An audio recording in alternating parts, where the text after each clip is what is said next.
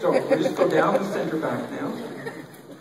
And I'm going to take from both sides. Make sure I got this balanced here. I take this from both sides, right behind your ear, like this. And you know, the necklines are a little problematic sometimes if you end up with one of these little buckles on the bottom. Okay? So remember, when you work across the neckline, keep your chin up, but bend your knees and work this way. When you push the head forward like this, that your work looks beautiful. And then when she puts her head up, it goes like this. Then you hate her. Okay.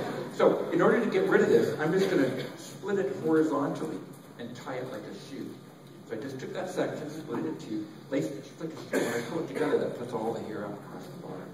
So I'm going to take that section, pull it with a pin.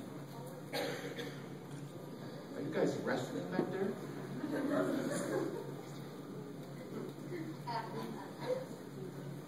It's not like bossing people around.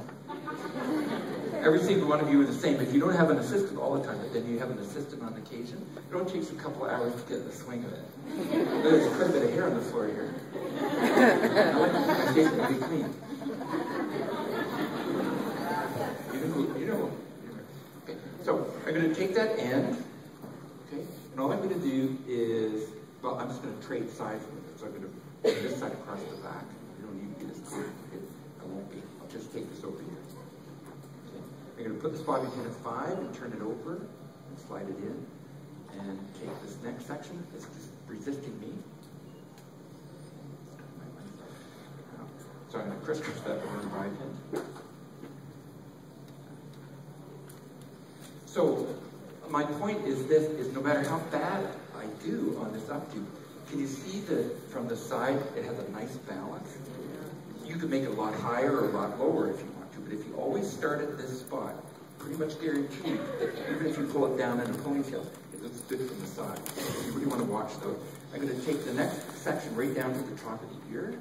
And just as we were saying before, I'm going to keep this first one simple. If I were to take this in one section, see how plain that hair is?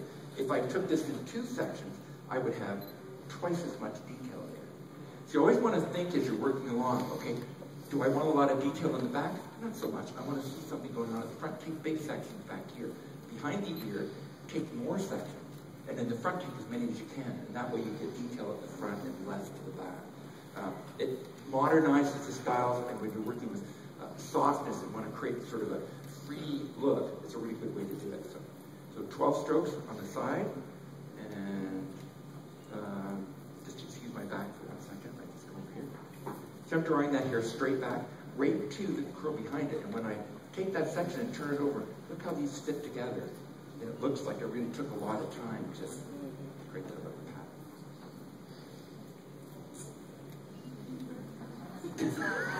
Aren't you just the same? When if you do a haircut and a section from, you finish the haircut, you think, wow, this looks good. It just sort of changes your whole attitude.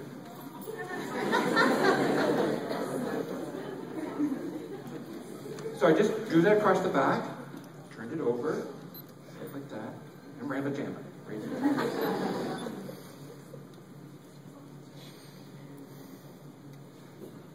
Keeps the line really simple. I just do the same thing over here. Okay, I'll hurry. But you know, sometimes just taking a few extra minutes to explain the points makes a difference, because we're all visual kind of artists too, that we are motivated by sometimes seeing a photograph or something, or just watching something being done. This is not about my sense of what I like, it's more about technique. So if you think about that when you're doing the updos, like a lot of people think, oh, I don't think I'm creative. You are too. You couldn't have got a license if you weren't creative. To express your creativity and turn your creativity into profit, you need to have a base to work from. So techniques like this, if you were to take a class with me or something, learning techniques isn't about what I do, it's about what you can do. And it's really fun. You make extra money with your updos and there's something to do. So I'm going to take the section on the side. And just to keep you interested, I'm going to tease this 12 times.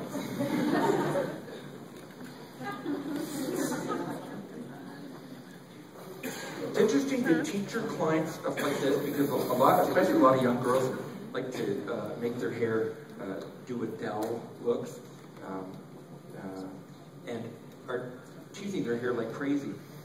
And it's nice to, if you just teach them, say, look, when you tease your hair, every time you pick it up, do the same amount of strokes, and your hair will come up just like what you want. And that's only good news for you, you know, to really helps develop your clients. Keep them thinking that we're in the know. It's the biggest turn of all.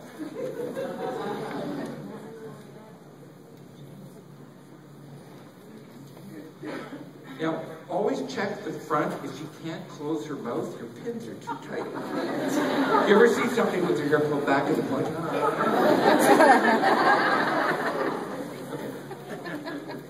Now, I'm going to take this top section, sweep this across her forehead.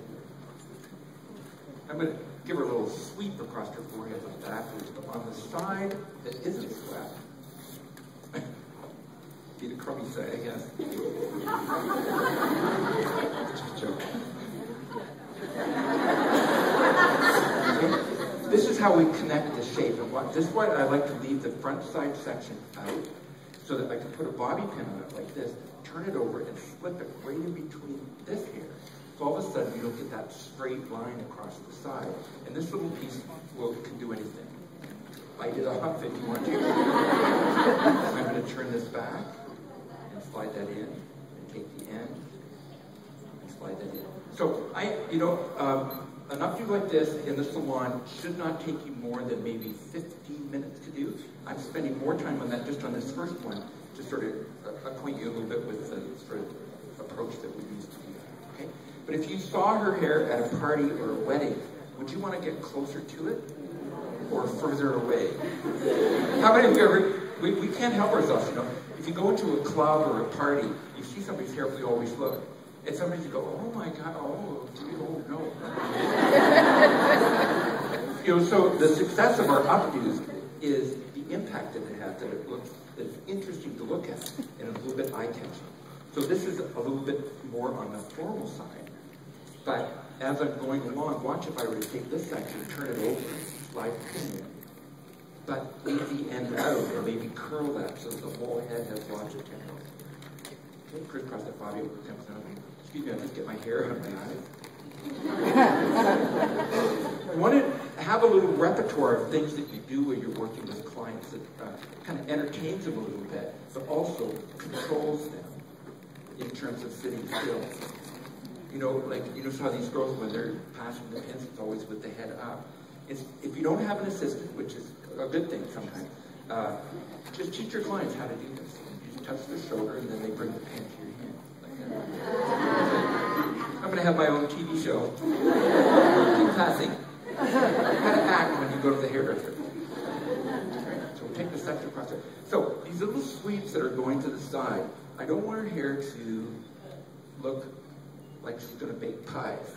Okay. I want this to have a nice kind of sensual drape. So if she's at a party and she sees her boyfriend, she can go, hey Bob. They like that. How many of you girls that worked in the 60s and the 70s remember having your hair cut with the long side, and you were always calling them? You know, your children are with you today, I can see.